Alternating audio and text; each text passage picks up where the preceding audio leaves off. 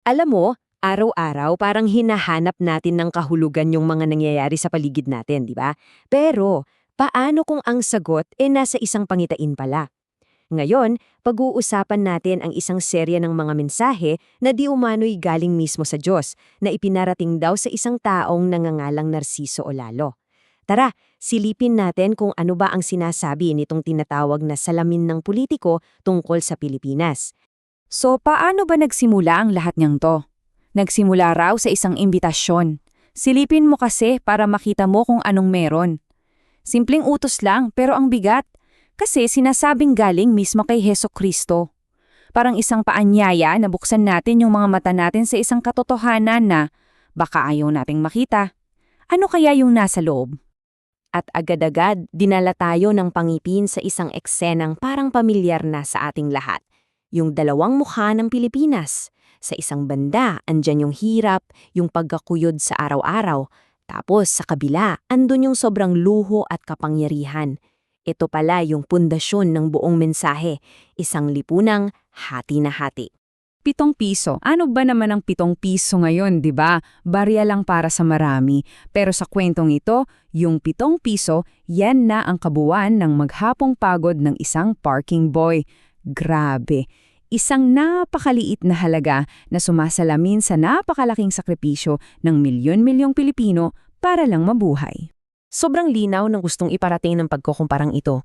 Habang yung karaniwang tao nagbibilang ng bawat piso para may makain lang, may ilan na nabubuhay sa isang mundo ng palasyo, magagarang sasakyan at masasarap na pagkain. Hindi lang tutungkol sa mayaman at mahirap Ito'y tungkol sa isang malalim na pagkakahiwalay. Parang magkaibang bansa na yung tinitirahan nila. At mula sa larawang yan ng dalawang Pilipinas, dito na tayo dadalhin ng pangitahin sa pinakasentro ng lahat. Isang salamin. Pero, hindi ito yung ordinaryong salamin na nakikita natin araw-araw.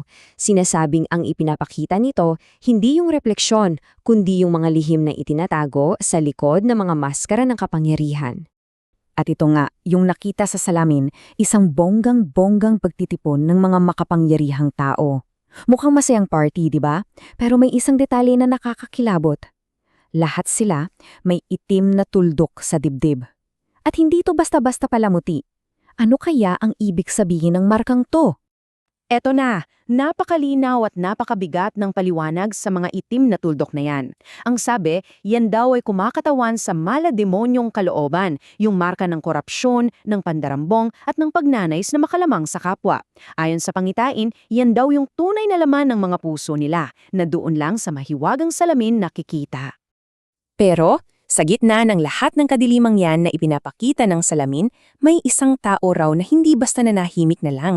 Isang tao na naglakas loob na tumayo at harapin kung ano man yung nakikita niya. At ang taong ito, ayon sa pangitian, ay si Senador Dante Marcoleta. Siya raw yung lumapit, sinugod yung salamin at literal na hinarap yung mga tao sa loob. Yung konfrontasyon umabot pa raw sa suntukan. Isang napakabayolente at simbolikong paglaban sa sistemang nakikita niya doon sa salamin. At sa kalagitnaan ng gulo, isang boses daw ang umalingaw na sinasabing galing kay Jesus, "Sige, ipakita mo ang tapang mo dahil ikaw lang ang nag-iisang lumalaban." Grabe! Sa isang iglap, yung suntukan naging parang isang banal na misyon at si Marcoleta itinanghal na nag-iisang mandirigma laban sa katiwalian. Pagkatapos ng matinding esenang iyon, lumipat naman ang pangitin. Mula sa marahas na laban, papunta sa isang mas tahimik pero parang mas mabigat pa yung kahulugan. Dito, sa isang simpleng hapagkainan, sinasabing ipinakita kung sino raw ang tunay na tagapagligtas. Okay, isipin nyo to. Isang simpleng kainan lang. Naghahati-hati sa kare-kare, tapos kinuha ng mensahero yung puso ng saging.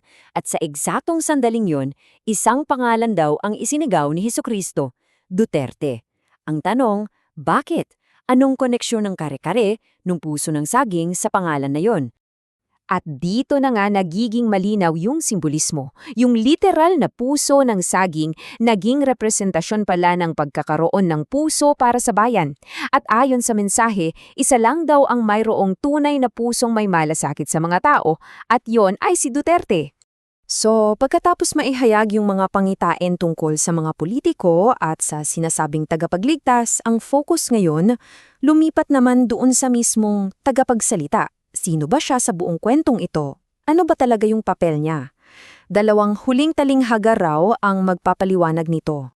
Medyo kakaiba yung image na ginamit para ipaliwanag yung misyon niya eh. Paglalaba, pero sa dagat. So yung tubig alat daw, yan yung mga salita niya, maalat, masakit pakinggan, mahapdi. Yung bula naman na lumalabas, yun daw yung galit na mararamdaman ng mga tao dahil sa sinasabi niya. Pero ang pinakaimportante, sa huli, si Jesus daw ang nagmabanlaw, na ang ibig sabihin, ang huling paghuhusga ay nasa Diyos, hindi sa Kanya. At para lalong maging klaro yung trabaho niya, isa pang utos ang ibinigay. Ipakain mo yan sa mga tao. Tapos, nasa kanila na ang pasya kung lulunukin o isusuka nila ang salita at mensahe ng Diyos. So malinaw, ang trabaho lang niya ay maghain, maghatid. Kung tatanggapin o hindi, nasa nakikinig na yon. So sa dulo, ito yung buod ng misyon ng mensahero. Ihatid yung masakit na katotohanan ng paulit-ulit hanggang sa may magising. At yung panawagan, simple lang pakinggan pero napakabigat gawin. Kailangan daw ng pagbabago, pagsisisi at lubos na paniniwala. Maniwala man tayo o hindi, itong serye ng mga pangitain na to para na ring isang salamin, di ba? Isang salamin ng ating lipunan. Puno siya ng mga imahen ng politika, ng pag-asa, ng galit, at ng hinanakit. Kaya yung tanong na iiwan ko sa inyo ay hindi kung totoo ba to o hindi, kundi ito. Ano kaya ang sinasabi ng ganitong mga kwento tungkol sa mga pangarap at takot na humuhubog sa Pilipinas ngayon? Yung sagot? Siguro, nasa pagninilay na nating lahat.